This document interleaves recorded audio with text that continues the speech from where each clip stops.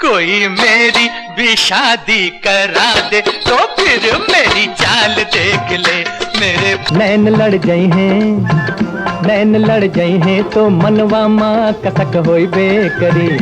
गायन सम्राट मोहम्मद रफी और संगीत सम्राट संगीतकार नौशाद की कामयाब जोड़ी ने एक से बढ़कर एक गीत दिए हैं। मान मेरा एहसान अरे नादान के मैंने तुझसे किया है प्यार, मैंने तू गंगा की मौज में यमुना का धारा, तू गंगा की मौज में। पुरुष पार्श्व गायकों में गायन सम्राट मोहम्मद रफी ने नौशाद के सधे निर्देशन में ही सबसे ज्यादा प्रसिद्धि हासिल की। सुहानी रात ढल चुकी ना जान। सन 1952 में बनी बैजू बावरा के गीतों के साथ नौशाद और मोहम्मद रफी की जोड़ी अभूतपूर्व ऊंचाइयों तक पहुंची। ओ दुनिया के रखवाले सुन दर्द।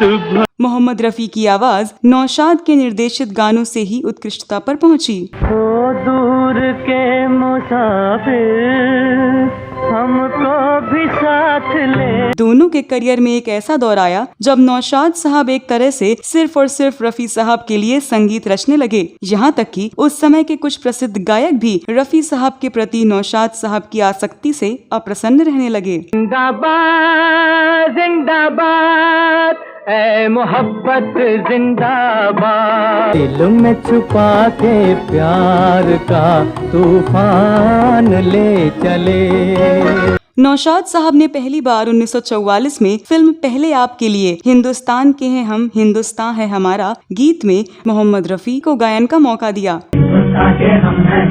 हिंदुस्तान हमारा, हिंदू मुस्लिम दोनों की आंखों का तारा, हरी खेतियाँ झूम रही हैं। ये नौशाद साहब के लिए गाया हुआ मोहम्मद रफी का पहला गीत था, लेकिन ये गीत मोहम्मद रफी के लिए अत्यंत कष्टदायक साबित हुआ और उसी गीत के बाद मोहम्मद रफी ने ऐसी बातें कही जिन्हें सुनकर नौशाद की आंखों में आंसू आ गए। क्या है उस गाने की कहानी, इस वीडियो में विस्तार से बताने जा रही हूँ, तो आप बने रहिए हमारे साथ।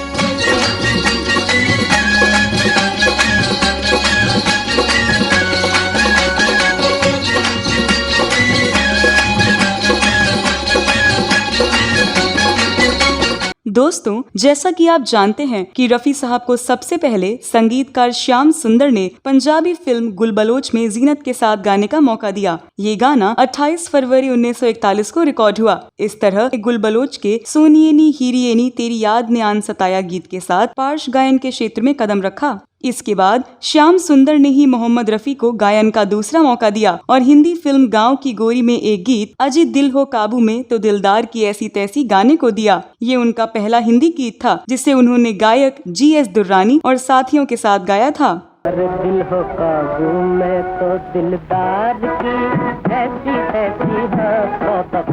रफी साहब जिस प्रिंसेस बिल्डिंग में किराए पर रहते थे, उसी बिल्डिंग में रहने वाले सिराजुद्दीन की लखनऊ में रहने वाली एक रिश्तेदार की उस समय के मशहूर संगीतकार नौशाद के पिता वाहिद अली साहब से जान पहचान थी। रफी साहब को वाहिद अली साहब से नौशाद के नाम एक सिफारिश चिट्ठी मिल गई। इस पत्र को लेकर रफी साहब और हामिद भाई नौशाद साहब से मिलने कारदार स्टूडियो पहुंच गए। नौशाद साहब से जब दोनों मिले तब नौशाद साहब ने रफी साहब को एक कोरस में गाने का मौका दिया। वो कोरस था हिंदुस्तान के हम हैं हिंदुस्तान हमारा। हिंदुस्तान हमारा, हिंदू मुस्लिम दोनों की आंखों का तारा, हरी खेतियाँ झूम रही हैं। ये कोरस 1944 की फिल्म पहले आपके लिए रिकॉर्ड कराया गया था। इस गीत के बोलों में एक युवा का देश के प्रति अपनी उम्मीदों, चाहतों और जोश का वर्णन था। नौशाद साहब ने एक साक्षात्कार में मोहम्मद रफी से अपनी मुलाकात के बारे में बताया कि मैंने उस युवक से 1-2 गाने सुने और उससे काफी प्रभावित हुआ। मैंने उससे कहा कि एक दिन वो बड़ा गायक बनेगा। उसे मैंने संपर्क बनाए रखने की सलाह दी। शुरू में मैंने उस युवक को कोरस में गाने के मौके दिए। एक ऐसा ही कोरस है हिंदुस्तान के हम हैं हिंदुस्तान हमारा है। जननी को झूम रही है, जहाँ हरी खेतियाँ झूम रही हैं, झूठे जननी को झूम रही है। उन्हीं दिनों में मोहम्मद रफी ने नौशाद को अपने परिचय के शुरुआती दिनों में बताया था कि वो सहगल के प्रशंसक हैं और उनकी तमन्ना है कि वो उनके साथ कोई गाना गाएं। नौशाद उन दिनों फिल्म शाहजहां के लिए काम कर रहे थे। ये सहगल के आखिरी दिनों की फिल्मों में से एक थी। नौशाद ने इस फिल्म के एक गीत में उन्हें सहगल के साथ गाने का मौका दिया।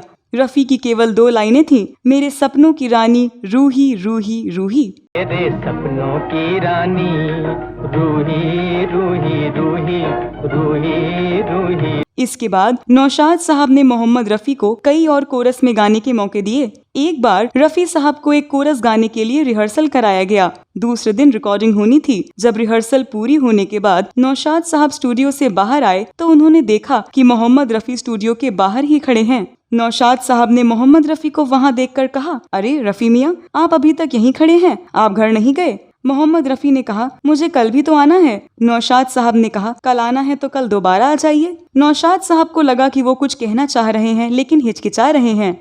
जब नौशाद साहब ने और पूछा तो पता चला कि मोहम्मद रफी के पास घर जाने का किराया नहीं है। नौशाद साहब ने कहा, आप अंदर आकर मुझसे पैसे मांग लेते। मोहम्मद रफी ने कहा, मैं अभी पैसे कैसे मांग सकता हूँ, अभी तो काम पूरा नहीं हुआ है। रफी साहब की ये बात सुनकर नौशाद साहब इमोशनल हो गए। उनकी आंखों से आंसू छलक पड़े। लेकिन वो मोहम्मद रफी की विनम्रता और काम के प्रति लगन को देखकर बहुत प्रभावित भी हुए। रफी साहब की इस लगन को देखकर नौशाद साहब ने रफी साहब से कोरस में नहीं, मुख्य गायक के तौर पर गाना गवाने का फैसला किया। नौशाद साहब ने साल 1946 में रिलीज हुई फिल्म अनमोल घड़ी के लिए रफी साहब की आवाज में एकल गाना रिकॉर्ड कराया। तेरा खिलौना टूटा बालक तेरा खिलौना टूटा, ये गाना बहुत हिट हुआ। तेरा खिलौना टूटा बालक तेरा खिलौना टूटा, तेरा खिलौना टूटा। इसके बाद फिल्म मेला में रफी साहब से फिल्म का शीर्षक गीत गवाया, ये जिंदगी के मेले। ये जिंदगी के मेले, ये जिंदगी के मेले, ये जिंदगी के मेले। ये गीत न केवल रफी के अमर गीतों में से बल्कि हिंदी फिल्म संगीत के इतिहास के सबसे लोकप्रिय गीतों में से एक है। इस गीत के भाव, शब्द और तर्ज उच्च कोटि के थे। मोहम्मद रफी के असरदार स्वर ने इस गीत को अमर बना दिया था। इसके बाद नौशाद साहब ने फिल्म दिल लगी के लिए मोहम्मद रफी से 2 गाने गवाए। ये गाने हैं तेरे कूचे में अरमानों की दुनिया लेके आया हूँ और इस दुनिया में ए दिल वालों दिल का लगाना खेल नहीं। तेरे कूचे में अरमानों की दुनिया, इस दुनिया में है दिल वालों दिल का लगाना। ये दोनों गीत, खासकर तेरे कूचे में अरमानों की दुनिया, देश भर में खूब लोकप्रिय हुए। मोहम्मद रफी ने इन गीतों के साथ न केवल पार्श्व गायन में अपना एक स्थान बना लिया बल्कि नौशाद के संगीत को भी एक नया आयाम दिया। मोहम्मद रफी के गाए शुरुआती गीतों की लोकप्रियता से प्रभावित होकर नौशाद ने चांदनी रात में रफी की आवाज का फिर इस्तेमाल किया। इस फिल्म में मोहम्मद रफी और शमशाद बेगम के गाए युगल गीत कैसे बजे दिल का सितार तथा एकल गीत दिल हो उन्हें मुबारक जो दिल को ढूंढते हैं बहुत अधिक लोकप्रिय हुए। इसके बाद बनी बैजू बावरा, जो फिल्म संगीत इतिहास की सिरमौर फिल्म मानी जाती है। इस फिल्म ने मोहम्मद रफी को सफलता के शिखर पर बैठा दिया। इसके बाद तो नौशाद एक तरह से सिर्फ और सिर्फ मोहम्मद रफी के लिए संगीत रचने लगे। ओ दुनिया के रखवाले सुन दर्द। इस महान संगीतकार को ही इस बात का श्रेय जाता है कि उन्होंने मोहम्मद रफी की आवाज सुनते ही उनमें छिपी प्रतिभा और संभावनाओं को परख लिया और फिर दोनों ने मिलकर पूरे फिल्म संगीत को नई परिभाषाएं दी और सफलता के नए नियम बना डाले। इन दोनों ने लोकप्रिय संगीत को शास्त्रीय संगीत का मजबूत आधार बना दिया। तो दोस्तों, आप नौशाद साहब के संगीत निर्देशन में मोहम्मद रफी के गाए गीतों के बारे में क्या कहना चाहते हैं? अपनी राय कमेंट बॉक्स में अवश्य लिखें। ये वीडियो कैसा लगा हमें जरूर बताएं। अगले वीडियो में मैं फिर फिल्मों, गीतों और फिल्मी हस्तियों के बारे में कोई जानी अनजानी जानकारी लेकर हाजिर हो जाऊंगी। तब तक के लिए नमस्कार।